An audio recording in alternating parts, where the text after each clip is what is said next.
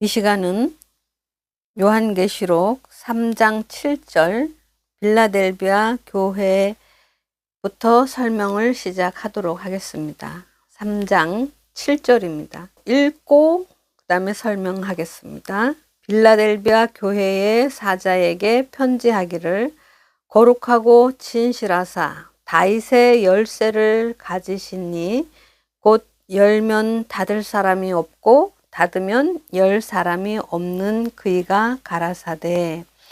예수님을 지금 사도 요한이가 소개를 하고 있는 겁니다. 어떻게 소개를 하고 있느냐 하면 다윗의 열쇠를 가졌다. 그러면 다윗의 열쇠란 말이 여기서 어려운 말이죠. 다윗을 먼저 생각해 봅니다. 다윗은 이스라엘의 왕이었습니다. 왕은 그 나라에 사람을 들어오게도 할 수 있고 내보낼 수도 있고 또 왕이기 때문에 자기 나라에 살게 할 수도 있고 살지 못하게 할 수도 있는 권한을 가졌습니다. 그러한 권한을 예수님은 예수님의 세계, 즉 천국 나라의 왕이시기 때문에 하나님께서 예수님에게 권한을 주셨죠. 요한복음 17장 2절에 만민을 다스리는 권세를 주셨습니다. 그래서 그 권한을 가지고 있기 때문에 그것을 열쇠라고 표현을 하게 됩니다. 그래서 성경에 보면 이 열쇠에 대해서 많은 이야기를 하게 됩니다. 여러 가지 표현을 하고 있습니다. 베드로에게는 천국의 열쇠를 주었다라는 표현이 우리 예수님의 말씀을 통해서 표현을 하셨죠.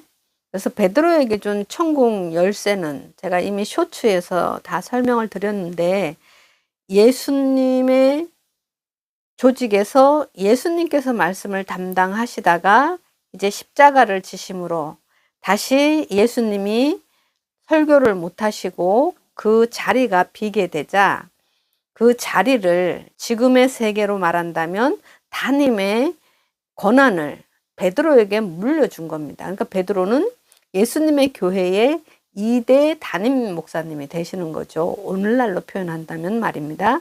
그래서 천국의 말씀을 줘서 네가 그 말씀으로 설교를 할 수 있도록 권한을 주겠다라는 표현을 천국의 열쇠를 준다고 그렇게 표현을 하신 겁니다. 그래서 열쇠는 사실 천국을 가고 못 가고는 예수님의 권한에 달려있기도 한데 그 예수님이 말씀 진리이기 때문에 진리에 의해서 천국을 갈 수도 있고 안 갈 수도 있죠. 그런데 어떤 사람에겐 진리를 풀어줄 수도 있고 진리를 풀어주지 않을 수도 있습니다. 그래서 그 진리를 가지고 있는 당사자가 진리의 왕이면서 예수님이 자기가 왕이라 그랬죠.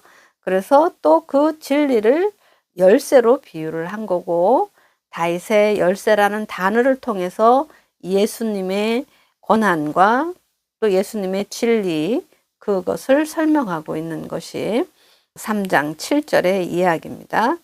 8절입니다. 볼지어다 내가 내 앞에 열린 문을 두었으되 능히 닫을 사람이 없으리라. 내가 내 행위를 아노니 너가 적은 능력을 가지고도 내 말을 지키며 내 이름을 배반치 아니하였도다 라고 말씀을 하게 됩니다. 빌라델비아 교회의 사자에게 예수님께서 열린 문을 주셨다 그럽니다. 근데 그 문을 닫을 사람이 없으리라 해서 이 문도 역시 비유적인 문입니다. 그래서 이 세상에는 많은 문이 있죠. 크게 나누면 물리적으로 어떤 건물이나 어떠한 집에 들어갈 때도 우리가 문을 열고 들어갈 수 있죠. 그 문은 물리적인 문입니다. 그러나 여기서 말하는 것은 물리적인 문을 말함이 아닙니다. 그러면 영적인 표현이죠. 그래서 천국에도 문이 있다라는 것입니다. 마태이 13장에서도 13절에 보면 서기관 바리새인들한테 하시는 말씀이 너희는 천국의 문을 닫고 이런 표현을 하거든요. 또 요한복음 10장에 가보시면 예수님께서 나는 양의 문이다라는 표현을 하고요. 또 마태 7장 같은 데를 보시면 문을 두드리라라는 표현도 하게 됩니다. 그리고 또 마태 7장 13절에서는 좁은 문으로 들어가라라는 표현을 하기도 하고요. 또 계시록 21장에 보면 천국에 문이 12문이 있다라는 표현도 하게 됩니다. 그래서 이 문은 물리적인 문이 아니고 예수님 자신이 바로 천국에 들어갈 수 있는 진리를 가졌기 때문에 예수님 자신을 일컬어서 문이라고 표현한 거고, 천국에도 12문이 있다는 것은 예수님 다음에는 12제자를 통해서 천국의 말씀을 듣고 천국의 소속원이 될 수 있기 때문에 그들을 문이라고 표현한 것입니다. 그리고 좁은 길로 들어가라 라는 것은 그만큼 완전한 진리를 가진 예수님과 제자들을 만나기가 쉽지도 않지만 그래도 그것을 선택하라는 표현이죠. 그 다음에 성도들은 예수님의 말씀을 통해서 천국을 갈 수 있기 때문에 예수님이 양의 문이라고 표현을 한 겁니다. 그런데 그 예수님에게 가지 못하게 한 서기관 바리새인들 보고는 너희가 천국 문을 닫았다라는 그런 표현을 하게 됩니다. 그래서 우리가 여기에서 문은 유명한 우리나라에서는 서울대겠죠. 또 외국에는 유명한 대학들이 있는데 그런 대학의 문은 좁다. 그만큼 들어가기가 힘들다는 것이죠. 물리적인 대문이 아니고 실력을 통해서 그 자격을 갖추는 것을 들어가기 어렵다 할 때에 우리가 그 문이 좁다라고도 표현하고요. 또 우리가 마음의 문을 열으라 라는 표현도 하는데 역시 마음에도 물리적인 문을 열고 닫을 수 있는 것이 아니고 마음을 열어라 라고 할 때 마음의 문을 열어라 라는 것은 받아들여라 이런 표현입니다. 그래서 우리가 여기에서도 너에게 문을 두었다는 것은 네가 올 수 있도록 허락을 했다. 왕래할 수 있는 그러한 길을 열어두었다는 것을 열린 문을 두었다라고 합니다. 옛날에는 왕궁에 들어가기 위해서는 어떤 표를 가지고 들어가고 나가죠.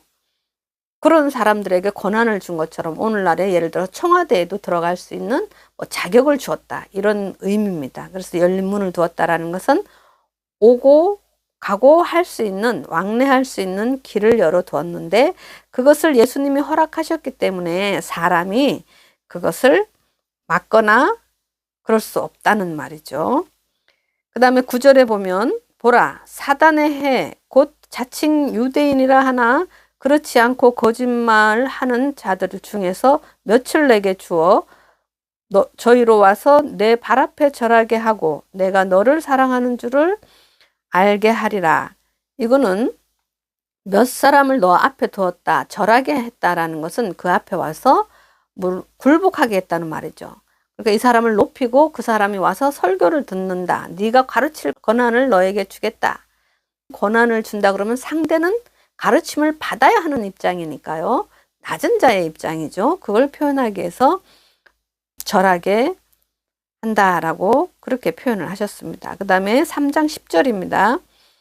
내가 나의 인내의 말씀을 지켰은즉 내가 또한 너를 지키어 시험의 때를 면하게 하리니 이는 장차 온 세상에 임하여 땅에 거하는 자들을 시험할 때라.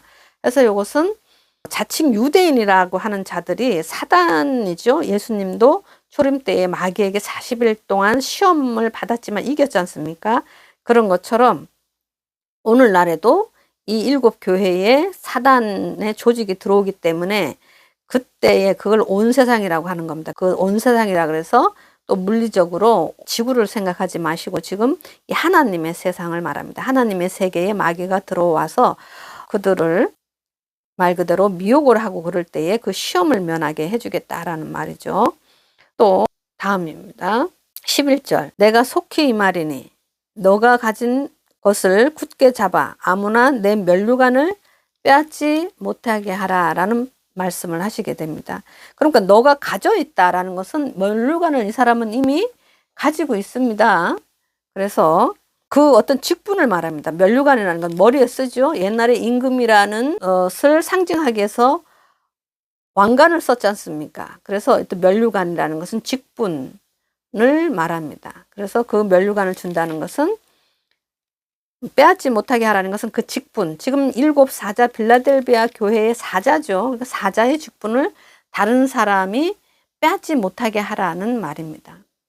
그 말을 그렇게 표현을 하셨고요. 12절입니다.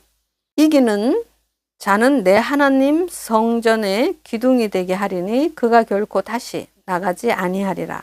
내가 하나님의 이름과 하나님의 성 곧 하늘에서 내 하나님께로부터 내려오는 새 예루살렘의 이름과 나의 새 이름을 그의 이에 기록하리라. 그런 표현을 하게 됩니다.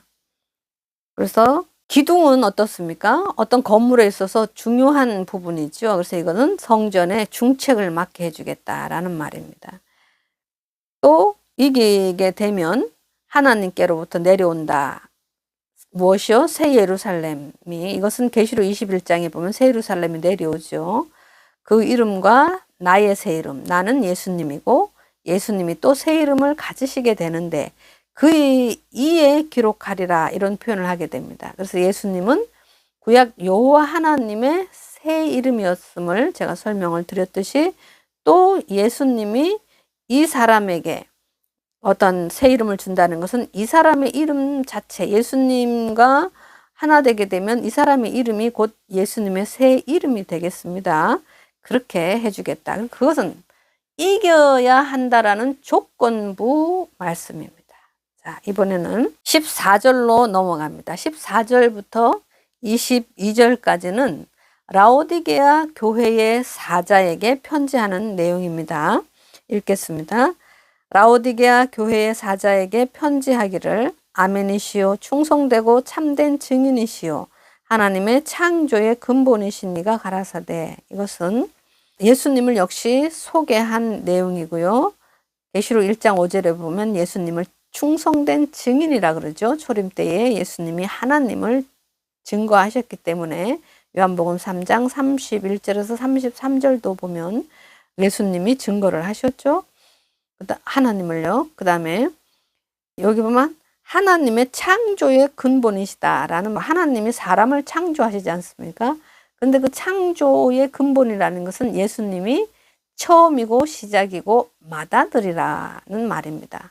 하나님의 아들로 인정받은 첫사람이라는 말이죠. 그것을 우리 성경에서는 맏아들이라는 표현도 하게 됩니다. 그래서 하나님의 창조의 근본이신이라는 표현을 했습니다. 그 다음에 15절입니다. 내가 내 행위를 아노니 너가 차지도 아니하고 더웁지도 아니하도다. 내가 차든지 더웁든지 하기를 원하노라. 내가 이같이 미지근하여 더웁지도 아니하고 차지도 아니하니 내 입에서 너를 토하여 내치리라. 그러니까 행위를 말합니다. 이것이냐 저것이냐 분명하게 선택을 해야 되는데 확실한 선택을 하지 않고 이쪽 저쪽 중간에서 머뭇거리고 있는 것을 미지근하다라고 하시죠. 어떠한 행동에 있어서 선택을 분명하게 하지 않는다라는 표현입니다. 그래서 하나님에게 있어서는 중립은 없다는 말이죠. 네가 정 이것이든지 저것이든지 행동을 분명하게 하지 아니하면 너를 버리겠다라는 말입니다. 인정하지 않겠다. 내 사자라, 또는 내 사람이다, 또는 내 백성이라고 인정하지 않고 버리겠다라는 표현을 하게 됩니다. 그러니까 우유부단한 그 라오디게아 사자가 되겠습니다. 그 다음에 17절, 너가 말하기를 나는 부자라, 부유하여 부족한 것이 없다 하나 내 곤고한 것과 가련한 것과 가난한 것과 눈먼 것과 벌거벗은 것을 알지 못하도다. 내가 너를 권하노니 내게서 불로 연단한 금을 사서 부요하게 하고 흰옷을 사서 입어 벌거벗은 수치를 보이지 않게 하고 안약을 사서 눈에 발라 보게 하라 라는 표현을 하게 됩니다. 이 또한 이 라오디게아 사자가 자신을 잘 모르고 있는 겁니다. 자기의 지식에 대해서 더 이상 나는 배울 것이 없다. 이 가난하지 않다는 말이거든요. 부유하다는 것은 많이 가졌다. 알 만큼은 알고 있다. 라고 그렇게 말하지만 예수님이 보시기에는 가난하고 눈이 멀었다. 소경이라는 겁니다. 진리에 대해서 또 현 상황을 판단하지 못하고 있다라는 말이죠. 그래서 불로 연단한 금이라는 것은 진리를 말합니다. 금과 은이 보석인 것처럼 하나님 나라에 있어서 가장 큰 보석은 생명을 살릴 수 있는, 영생을 줄 수 있는 진리를 말합니다. 그러면 불로 금을 연단했다는 것은 순수한 진리를 말하는 것이고요. 흰옷도 마찬가지입니다. 흰옷이다, 예복이다 라는 것은 하나님의 말씀을 말합니다. 순수한 말씀, 진리. 그래서 벗었다라는 표현은 아담도 배도했을 때 벗었거든요. 벗었다는 것은 말씀을 옷이라고 하고 또 말씀과 성령을 벌거 벗었다라고 표현을 하게 됩니다. 그리고 이 말씀의 진리, 현 상황, 예수님께서 이 말씀을 하심에도 불구하고 말귀를 못 알아듣고 현 상황을 판단하지 못하고 이것인지 저것인지 선택을 할 수 없는 그러한 사람, 라오디게아 사자에게 소경이라 하는 것이죠. 눈 멀었다고 했으니까. 그래서 눈에 발라라. 진리를 깨우쳐라. 그래서 눈을 떠라 하는 말은 알게 되라. 진리를 깨우쳐라. 이런 표현입니다. 그 다음에 19절요. 거기서 하나 더 설명을 하면 그 흰옷이라고 하는 데에 계시록 7장 14절과 19장 그 13절에 보면 2일 후에 헤아릴 수 없는 많은 무리가 7장에 나오는데 그들은 어린 양의 피에 옷을 씻어서 희게 했다라는 말이 나오고요. 계시록 19장 13절에서는 백마탄자가 피 뿌린 옷을 입었는데 그것은 하나님의 말씀이라고 했습니다. 그래서 이 흰옷을 입었다라는 것은 바로 예수님의 말씀을 상징한다라는 것 거기 참고하시기 바랍니다. 이번에 10제 9절입니다. 무릇 내가 사랑하는 자를 책망하여 징계하노니 그러므로 내가 열심을 내라 회개하라. 뜨뜻 미지근했죠 이 사람이. 그래서 아직은 기회가 있는 겁니다. 왜냐하면 책망을 받을 때니까요. 그래서 열심을 내고 선택을 하고 이것인지 저것인지 확실한 표현을 해라. 그래서 우리의 신앙도 마찬가지죠. 이것인지 저것인지 확실한 신앙을 가지고 해야 됩니다. 자, 20절 볼지어다 내가 문 밖에 서서 두드리노니 누구든지 내 음성을 듣고 문을 열면 내가 그에게로 들어가 그로 더불어 먹고 그는 나로 더불어 먹으리라. 이기는 그에게는 내가 내 보좌에 함께 앉게 하여 주기를 내가 이기고 아버지 보좌에 함께 앉은 것과 같이 하리라. 귀 있는 자는 성령이 교회들에게 하시는 말씀을 들을지어다. 이렇게 말씀하십니다. 그래서 문 밖에서 두드린다라는 것은 진리로 두드리는 것이죠. 그래서 그 진리를 받아들이면 문을 열게 되는 것입니다. 그러면 함께 한 진리 안에 있게 되니까 서로 먹게 된다는 것이죠. 그 다음에 이기게 되면 하나님의 보좌, 예수님의 보좌 그 자리에 함께 앉게 해준다는 것은 그 이치, 즉 진리를 가지고 만국을 치리할 수 있는 그 왕의 입장, 즉 진리의 왕의 입장이 되게 해주겠다라는 이러한 표현입니다. 여기까지가 3장 22절의 말씀입니다. 97년도에 녹음한 테이프가 없습니다. 그래서 제가 이 부분만은 간단하지만 이 말씀을 요약해서 설명해 드렸습니다. 감사합니다.